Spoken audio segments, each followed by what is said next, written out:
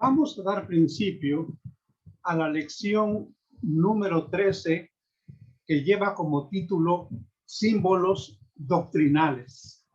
Y deseamos que todos nuestros hermanos que puedan oír o ver este video salgan edificados y estén con el gozo de nuestro Señor por conocer un poco más de su palabra.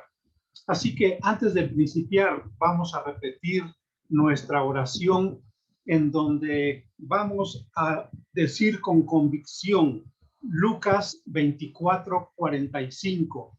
Señor Jesús, abre mi entendimiento para que pueda yo comprender las sagradas escrituras. Vamos a decirlo con certeza. Hechos 16:14. Dios, abre mi corazón para estar atento a tu palabra. Y vamos a decirlo con seguridad. Hebreos 4:2.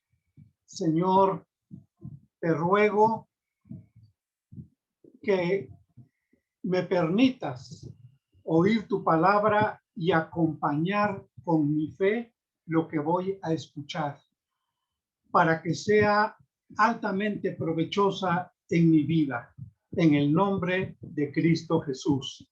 Así que, hermanos, vamos a dar principio y vamos a compartir nuestra pantalla, que ya la tenemos aquí a la mano.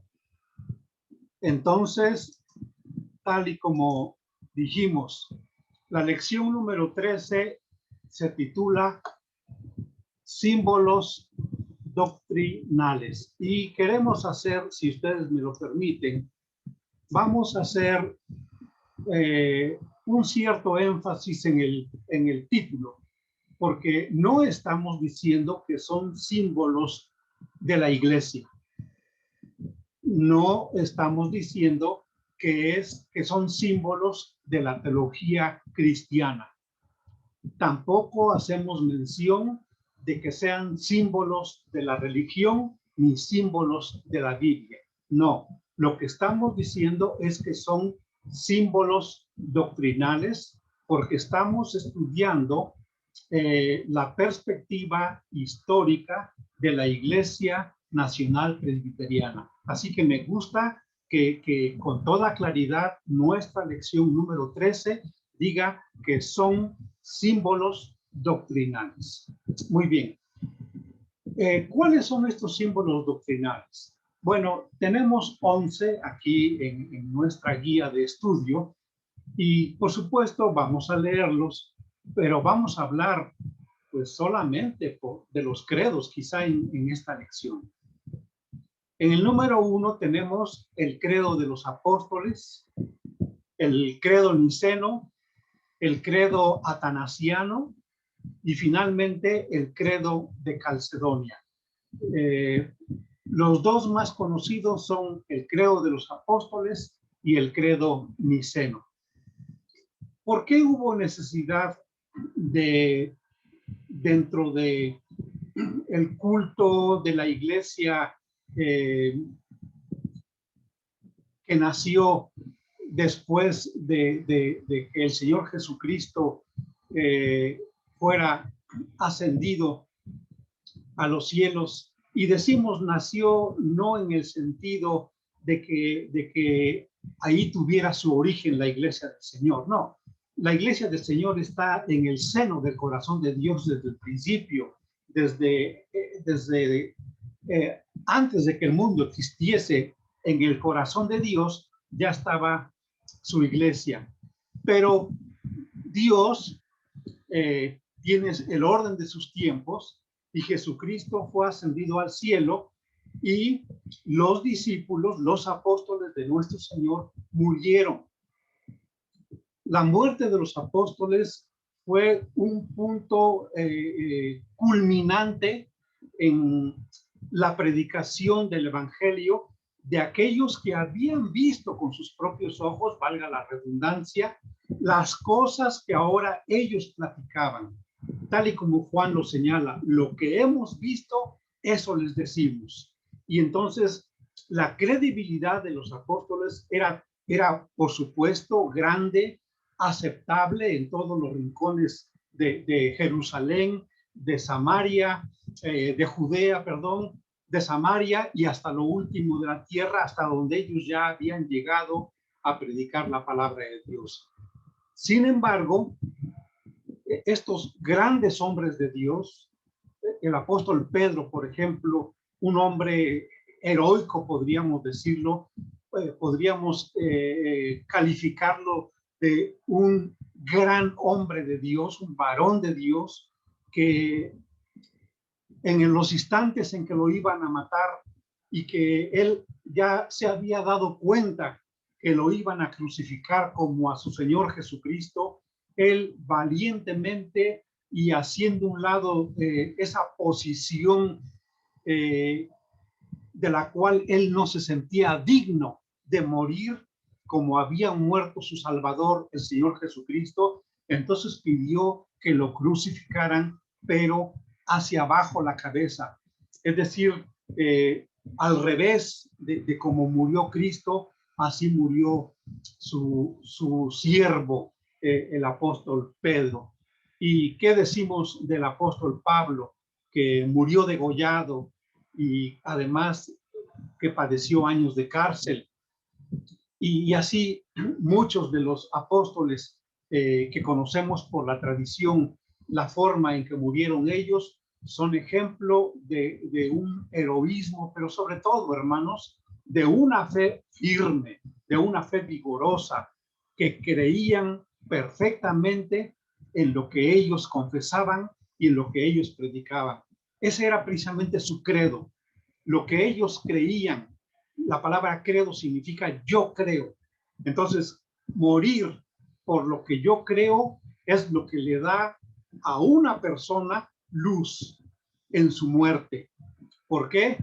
Porque como Esteban dijera antes de ser apedreado, estoy viendo al Señor Jesucristo sentado a la diestra de Dios, y él estaba teniendo esa hermosa visión y la gente estaba tronando los dientes de ira en contra de él, porque habían escuchado un gran testimonio de Esteban.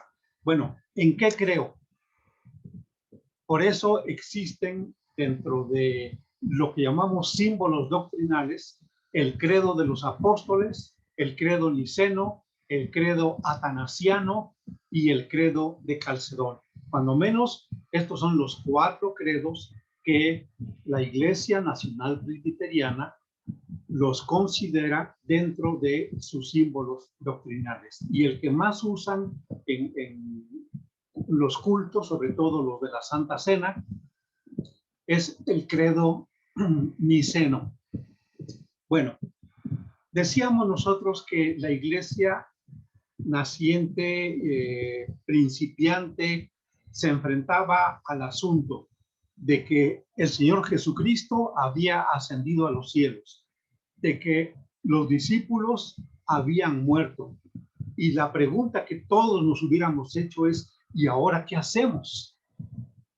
¿Y ahora qué va a ser de nosotros? La siguiente generación de hombres de Dios, estaba, por ejemplo, Tito, estaba Timoteo, estaba Epafrodito, estaba Clemente, y había otros más discípulos del apóstol Pablo, discípulos del apóstol Pedro, estaba Marcos, y otros más hijos de Dios, de lo que pudiéramos llamar la segunda generación, que ellos no habían sido testigos de la muerte y resurrección de Jesucristo, pero que sin embargo ellos habían oído de primera voz desde el corazón de cada uno de los apóstoles el testimonio de la resurrección y ascensión de Jesucristo. No solamente la muerte de los apóstoles había puesto un parteaguas en la historia de la iglesia, sino también las doctrinas falsas con las cuales ya el apóstol Pablo había luchado. Estas doctrinas habían agarrado mayor fuerza, doctrinas ante las cuales el apóstol Pablo, siervo de Dios, en sus escritos había advertido acerca de la presencia de hombres que harían a un lado la verdad de Dios para poner sus propias creencias, sus propios principios o sus propias formas de interpretar la Sagrada Escritura, los escritos de la palabra de Dios. Entonces, esas doctrinas falsas, preponderantemente con enfoque en gnosticismo y además mezclados con otras enseñanzas orientales, habían, junto con el judaísmo también, habían hecho una confusión ya en algunas iglesias, de tal manera que los enemigos no solamente eran el diablo y sus demonios, sino también continuaban siendo enemigos los mismos judíos que habían perseguido a Pablo y que ellos estaban totalmente en contra de las enseñanzas de nuestro Señor Jesucristo y la mezcla de otras enseñanzas orientales. Aparte de todo eso, en el año 70 había ocurrido el evento histórico que es una real catástrofe, pero que había sido predicha, profetizada por el Señor Jesucristo, que fue la destrucción de Jerusalén. Ya para el año 67 del primer siglo, Domiciano había llegado a ser emperador de Roma y había puesto como general de sus ejércitos a su hijo Tito. Entonces le había encomendado ir hacia Jerusalén, sitiarla con todo el ejército y destruirla. Aunque Tito, dice el historiador Josefo, dice que Tito no tenía ningún pensamiento en cuanto a la destrucción del templo en Jerusalén.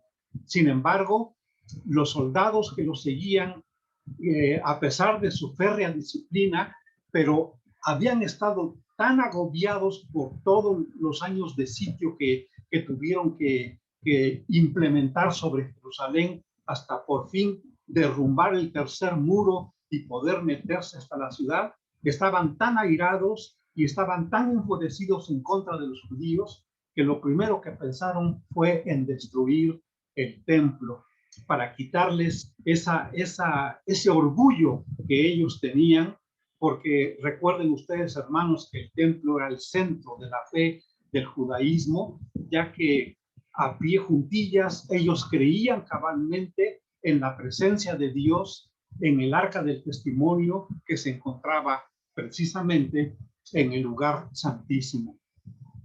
Al haber sido destruido el templo de Jerusalén, obviamente desaparece, por así decirlo, la identidad de los judíos, y entonces, no olvidando nosotros que los mismos apóstoles eran judíos y que ellos tenían un gran respeto también por el templo, por el santuario de Dios, que el mismo Señor Jesucristo había reconocido y había dicho: mi casa, casa de oración es llamada, pero vosotros, les decía a los judíos que vendían, la habéis hecho cueva de ladrones. Pues no solamente la muerte de los apóstoles, no solamente la adquisición de una gran fuerza de las doctrinas falsas, no solamente la destrucción de Jerusalén llevada a cabo por el general Tito, el hijo de Domiciano, en el año 70 del primer siglo, sino también las persecuciones de los cristianos por judíos y romanos. Una gran persecución por muchas razones, pero fundamentalmente porque el Señor para los romanos era el César y el Señor para los cristianos era Jesucristo, el Hijo de Dios, nuestro eterno Redentor. Así que si una persona no confesaba al César como Señor, era digno de muerte. Y muchos de los cristianos preferían ser degollados, preferían ser arrojados a las fieras, preferían ser quemados y puestos como lumbreras como teas ardientes en los jardines del emperador Nerón, allá por el año 65, que renunciara a su fe públicamente, a pesar de que los exhortaban y les decían, solo basta con que tú digas que tu Señor es el César y te perdonamos la vida. Pero no, ellos con todo valor y con una fe ferviente y una fe firme, declaraban su fe diciendo, mi Señor, mi único Señor es Jesucristo, el Hijo de Dios. Así que las persecuciones de los cristianos también fueron un factor importante en este punto importantísimo de la historia de la iglesia. Con todo eso, tenemos que agregar un quinto punto, que es la diáspora. Se le llama diáspora, la palabra diáspora tiene su origen en la raíz o en el sustantivo espora, que significa semilla, de donde en latín viene la palabra semen, que es la semilla del hombre. Entonces, la diáspora fue la dispersión, así como cuando el campesino diríamos, el que siembra, el sembrador, arroja la semilla al aire y cae en la tierra, otras caen en piedras, otras caen en el camino, pero la gran mayoría, el mismo sembrador cuida que caigan en buena tierra. Bueno, la diáspora es eso, es un evento, es un acto en el cual todos los apóstoles fueron dispersos.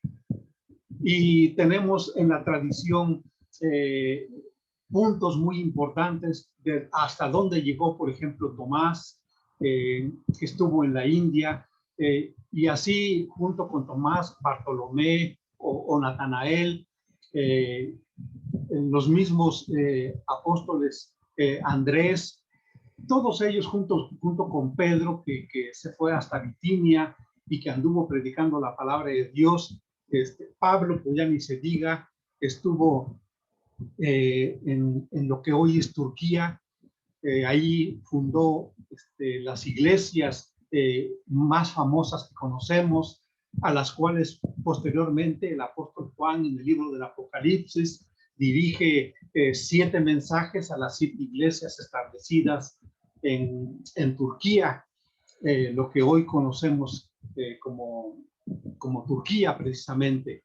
Entonces, en este orden de ideas, todos los apóstoles habían sido ya separados, excepto Jacobo, el hermano del Señor, quien permaneció en Jerusalén y que fue un pilar muy grande, muy fuerte en la iglesia de Jesucristo en Jerusalén. Vamos a movernos un poquito de lugar para poder poner la siguiente lámina. Los escritos atribuidos a los apóstoles circulaban entre las primeras comunidades cristianas, sobre todo las epístolas paulinas particularmente. A finales del primer siglo, las iglesias, por ejemplo, Éfeso, le mandaba su carta que Pablo le escribió, se la mandaba a Colosas.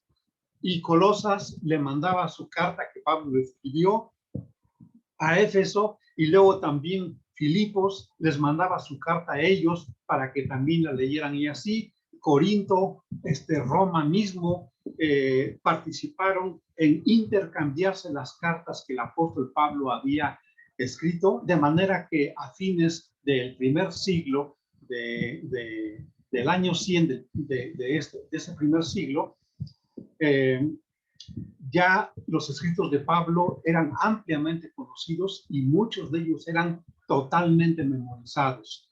Hacía más de 30 años que Pablo había muerto, como ya lo dijimos, degollado, y es hasta la mitad del siglo segundo, es decir, por el año 150 más o menos, que Justino Mártir, uno de los discípulos de los apóstoles, menciona las memorias de los apóstoles que se leen en el día llamado el Día del Sol, que es el domingo. Dice que junto al lado de los escritos de los profetas, es decir, los profetas del Antiguo Testamento. Así que ya también en ese entonces se leía el canon de 4 evangelios. Esto lo confirmó Ireneo cerca del año 180. Estos 4 evangelios son los que conocemos y que son Mateo, Marcos, Lucas y Juan. Estos también ya se leían ampliamente a finales del año 100 del primer siglo. Entonces, decíamos cómo estaba la situación de la iglesia. No tenían todavía el Nuevo Testamento.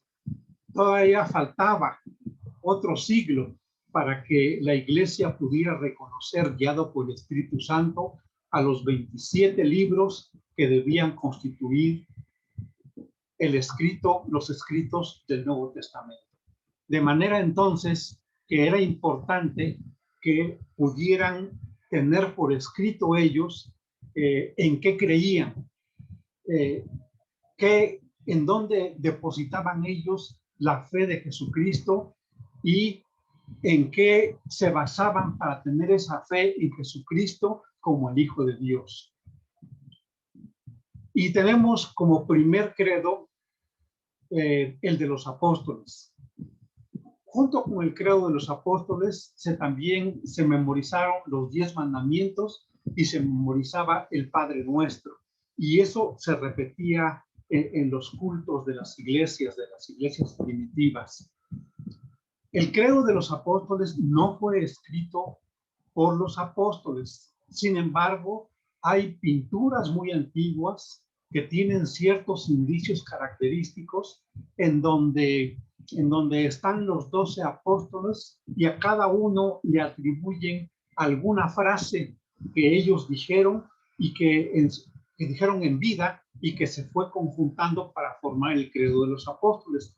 No hay ninguna evidencia histórica de eso, más ese gusto que aparece reflejado en las pinturas, porque tal parece que cuando vino la dispersión de la iglesia de Jerusalén y los apóstoles tuvieron que salir de ahí para evitar la muerte, porque los acechaban para matarlos, tal parece que ya no hubo ningún otro día en que se hayan podido reunir los 12 apóstoles, obviamente no Judas, pero sí Matías, al que habían elegido. En el libro de los Hechos tenemos la historia, pero que ellos hayan vuelto a juntarse o a reunirse en algún lugar para comunicarse experiencias, pues lo más que tenemos es lo que está en el libro de los Hechos, en la primera reunión, en un concilio, en donde se acuerdan ustedes que no se le impusieron cargas a los cristianos gentiles que ellos mismos como judíos no podían llevar. Solamente hicieron una serie de mandatos, por ejemplo, el que no comieran sangre, el que obviamente no fueran idólatras, que hubieran de la fornicación, etcétera. La santidad quedaba reflejada en lo que se pedía para los cristianos gentiles. Dijimos entonces pues que el credo de los apóstoles no fue escrito por los apóstoles, aunque la tradición atribuye a ellos algunas de las frases de las que están en todo el contenido del credo de los apóstoles. Dijimos también que se repetía junto con los 10 mandamientos y con el Padre Nuestro. Ahora bien, ¿por qué se conjuntó esta serie de declaraciones y afirmaciones en lo que creemos los cristianos, en lo que hasta hoy en día podemos orar y podemos mencionarlos en nuestra oración y podemos decirlos como testimonio porque son altamente valiosos para nuestra lectura, nuestro aprendizaje y que confirme en lo que creemos también nosotros como hijos de Dios? ¿Por qué surgió? ¿Por qué hubo necesidad de conjuntarlos, de que tuvieran una coexistencia, una cohesión? Bueno, porque como dijimos, agarró mucha fuerza las doctrinas falsas. Y el Padre Nuestro fue un documento escrito con declaraciones de fe en contra de Marción. ¿Quién fue Marción? Marción nació en el año 85, o sea, en la época todavía del primer siglo de la iglesia. Seguramente oyó hablar de los apóstoles del Señor y de segunda voz escuchó el mensaje de la palabra de Dios que los discípulos de los apóstoles en esos años estaban predicando. Así que él nació en el año 85 y nació en Turquía. Y no se nos olvide que ahí en Turquía el apóstol Pablo era un hombre altamente reconocido y prominente por las enseñanzas que había dejado y escritas. Bueno, no de balde Marción fue un fiel seguidor del apóstol Pablo. Fue un teólogo y fue un escritor del siglo II. ¿Por qué? Porque murió hasta el año 160 y murió precisamente en la ciudad de Roma. Sin embargo, Marción no aceptaba el Antiguo Testamento en algunas de sus partes, porque decía, por ejemplo, que el Dios de los hebreos, el Dios del Antiguo Testamento, no era el mismo Dios Padre de Jesucristo. Miren ustedes qué blasfemia. Ahora lo vemos nosotros de esta manera. Decir que el Dios de los hebreos, el Dios del Antiguo Testamento, no es el mismo Dios, es un Dios diferente, distinto al Dios, el Padre de nuestro Señor Jesucristo. ¿Por qué decía él eso? Porque decía que la ley de Dios en el Antiguo Testamento era una exigencia de un Dios justo, de un Dios colérico, de un Dios lleno de ira, de un Dios castigador.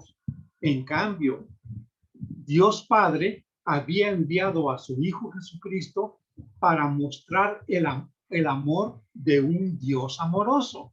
En este caso, él decía que el Dios Padre de Jesucristo, el Hijo de Dios, era ese Dios amoroso, distinto al Dios justo del Antiguo Testamento.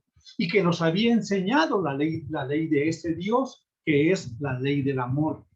Y que nosotros teníamos que vivir solamente conforme a esa ley del amor, ignorando las enseñanzas del Antiguo Testamento. Entonces, él, a pesar de que sí aceptaba las epístolas de Pablo y él las integraba a su canon del Nuevo Testamento, ponía los 4 evangelios, ponía las cartas de Pablo, pero quitaba lo que se llaman las cartas pastorales, es decir, Timoteo, Tito, Filemón, esas no las incluía, los hebreos tampoco la incluía. Tenía un Nuevo Testamento reconocido por él, pero recortado, lo cual, hermanos, caía él en la sentencia que dice el libro de Apocalipsis con respecto a aquellos que quitan de la palabra de Dios palabras lo que ahora son los textos que son palabra de Dios y que deben estar escritas en el Nuevo Testamento. Entonces, este era Marción, un teólogo y un escritor. Él afirmaba que lo que dijimos, que el Dios de la creación es distinto al Padre de nuestro Señor Jesucristo. Por eso el credo de los apóstoles afirma que el Dios de la creación es el Padre de nuestro Señor Jesucristo. También Marción decía que Jesús no nació de la Virgen María, que eso no fue así, que fue una manifestación del Dios mismo, pero que no vivió en carne porque no nació de la Virgen María, que además Jesucristo no había sufrido. Y por eso el credo de los apóstoles dice que fue crucificado bajo Poncio Pilato.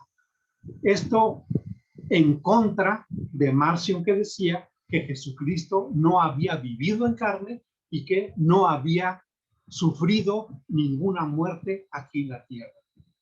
El mismo credo sigue diciendo que Jesucristo fue enterrado y resucitó de entre los muertos, ascendió al cielo donde reina con el Padre. Marción decía que los cuerpos no resucitan, que resucitan las almas y que el cuerpo de Jesucristo no pudo haber muerto porque no resucitó y porque solamente resucitan las almas. Así que el credo de los apóstoles en estos 4 puntos que estamos viendo en contra de Marción, los repetimos. El credo afirma que el Dios de la creación, o sea, el Dios del Antiguo Testamento, es el mismo Dios del Nuevo Testamento, que es el Padre de nuestro Señor Jesucristo, en contra de Marción, lo que Marción enseñaba. Luego, que Jesús nació de María Virgen. ¿Por qué? Porque él decía que no había nacido de la Virgen María, porque no había sido hecho carne, sino que él vino como un alma enviada por Dios. Y Marción decía que Jesús no había sufrido porque no había vivido en carne. Bueno, el credo declaraba con fe: fue crucificado bajo Poncio Pilato, fue enterrado y resucitó entre los muertos, ascendió al cielo donde reina con el Padre. ¿Qué estoy diciendo, hermanos, con todo esto y que estoy tan repetitivo? Porque quiero que se quede bien grabado.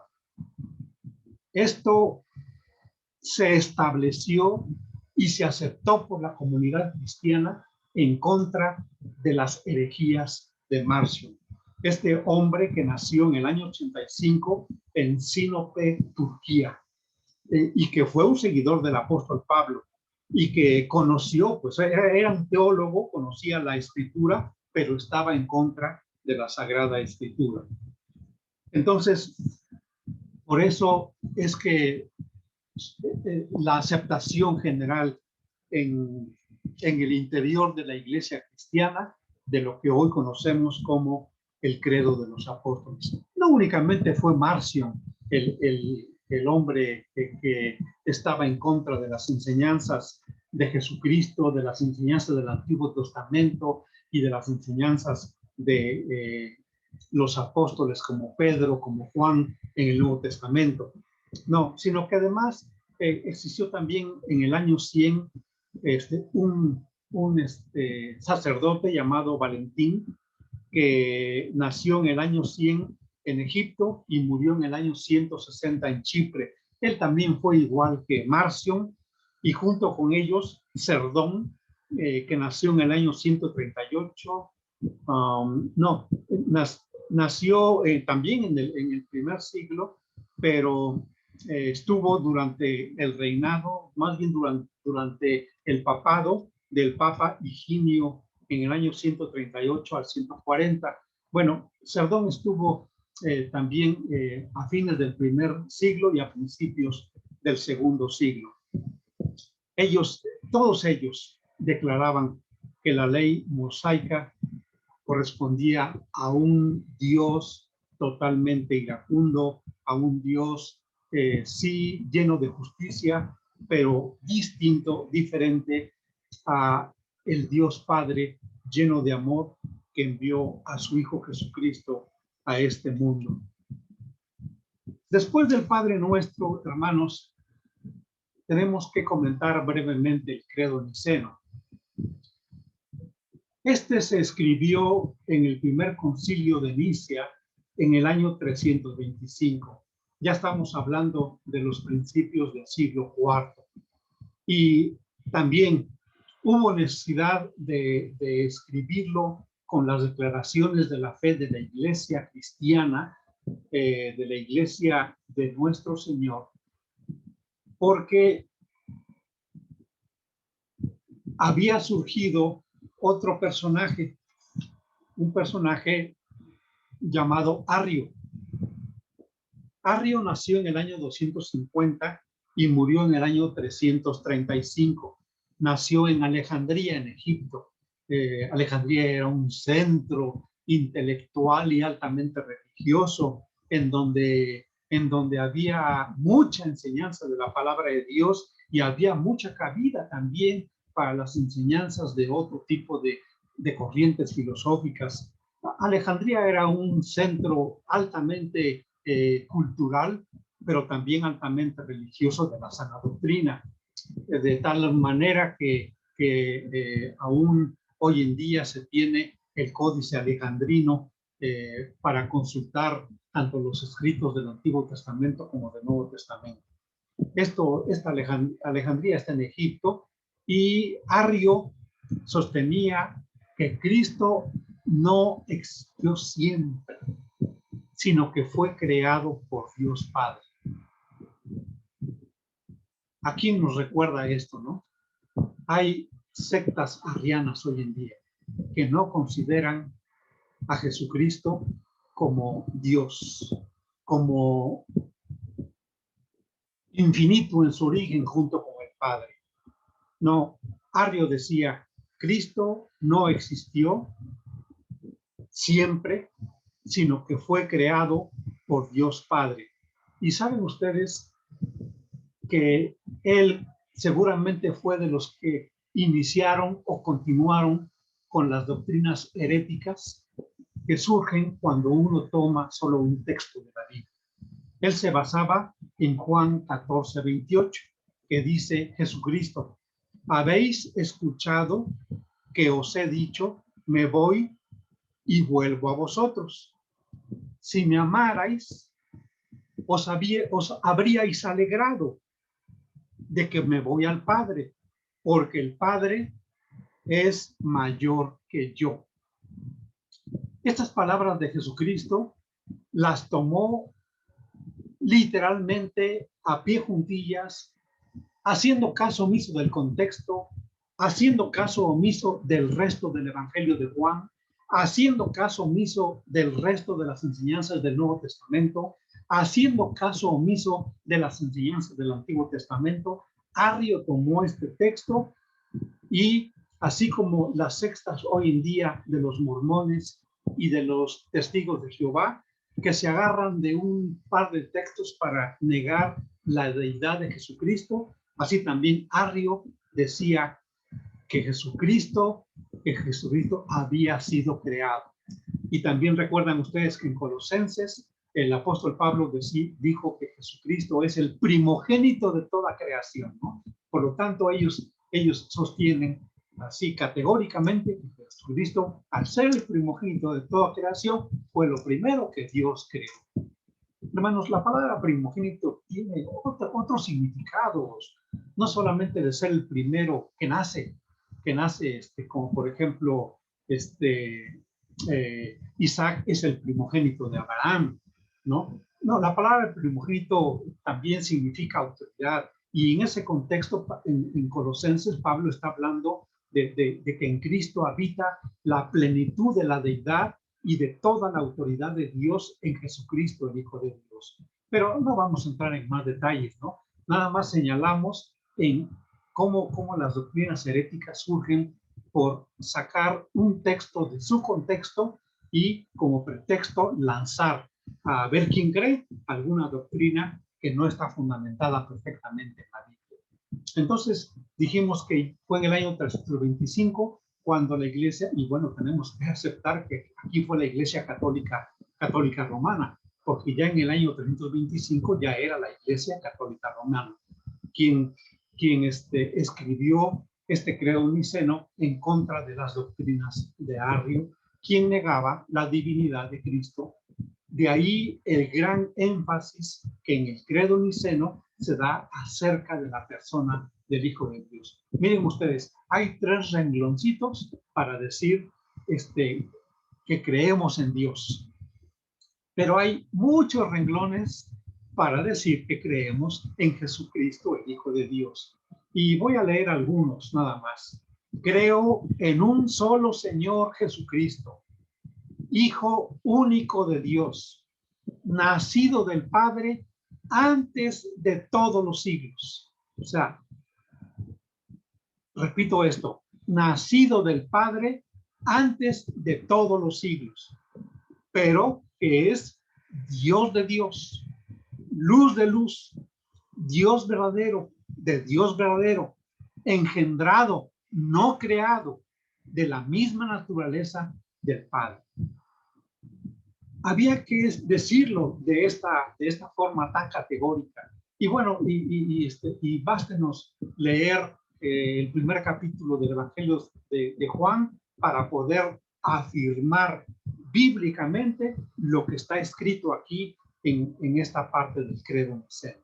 Lo repito, creo en un solo Señor Jesucristo, Hijo único de Dios, nacido del Padre de todos, antes de todos los siglos, Dios de Dios, luz de luz, Dios verdadero de Dios verdadero, engendrado, no creado, de la misma naturaleza del Padre.